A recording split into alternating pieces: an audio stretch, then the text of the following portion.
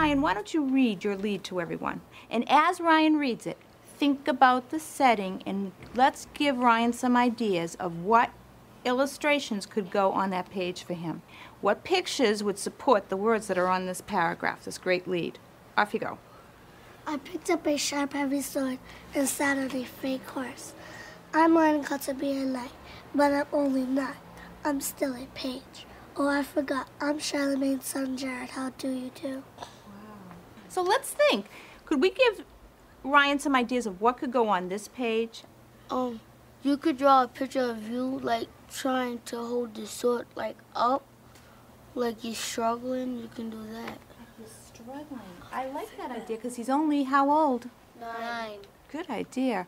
What I do is I go in and work as a support system, have conferences with teachers, help them plan where they're going, look at data that we have about our children, and help them plan appropriate instruction. A good idea. All right, so let's think about what we're doing. Not everybody will be publishing today.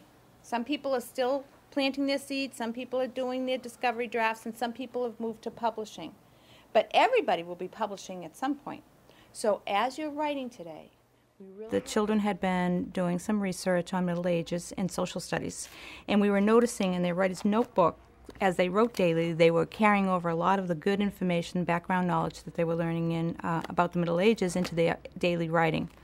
So while they were doing this, we were sprinkling their read-alouds and their independent and guided reading with choices of information texts from other eras as well as historical fiction, and the kids were really enjoying this type of reading.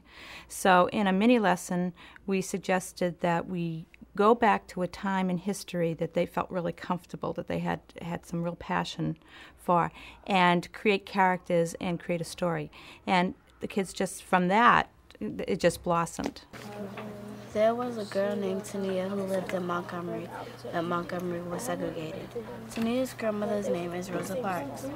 One day, Tania and her grandmother were going to the store to get some rice. Tania said to her grandmother, "Do we have to walk all the way there?" Her grandmother replied with a smile and said, "Sure, we can take the bus, but Tania, when we get on that bus, don't you dare say a word."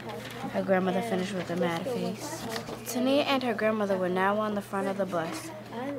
I was just about to say, "Grandma, what are we doing at the front of the bus?" Before I could say anything, she squeezed my hand.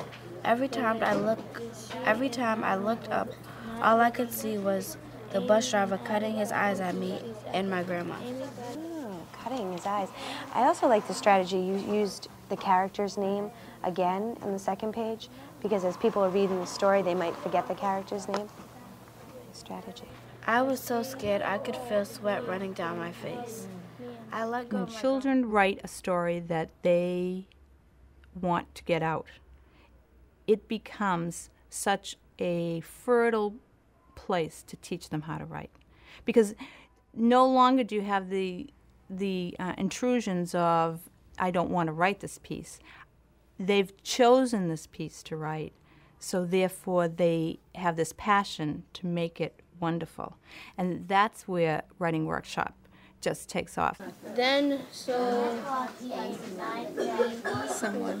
someone took me as their prisoner. I was scared. This is bad, very bad. Well, I like the way you exploded that moment. I was scared. This is bad, very bad. Some of the ways we get students to expand their ideas is we call this particular strategy Explode the Moment.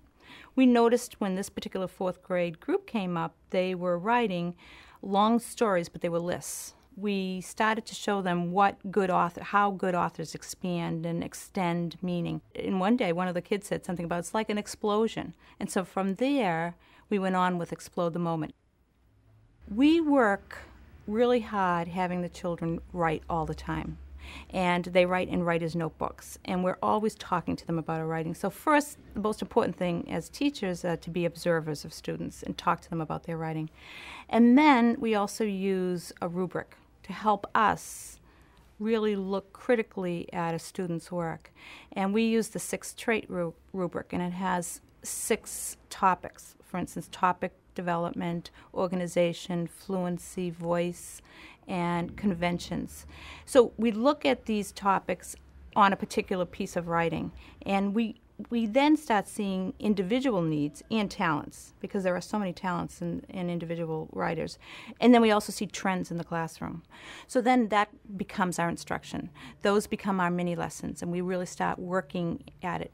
Once we've recognized that they're kind of struggling on a strategy, we'll take them aside and just kind of work that particular strategy or that convention or that craft with them and scaffold them so that they can eventually do it on their own.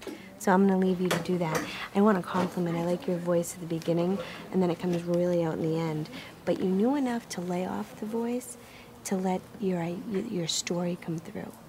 It also lends itself to a great page with just dialogue back and forth here. You know, you wouldn't even write it in a paragraph. You would just write it in lines. So I can't wait to read this after it's all exploded. Okay? So I'll leave you to work, but please try to remember to skip lines so that you can go back, because I see great revisions already. All right? So many teachers now are invested into the writing process, and I think prior to beginning it, there has to be a shift in their thinking and their stance that the writing process is about helping children become better writers. It's not about producing material that is well written. That will happen, but the emphasis has to be on the writer. When you see writers able to share their writing with not just their books and themselves, but with the world, it is surely amazing. It's really awesome.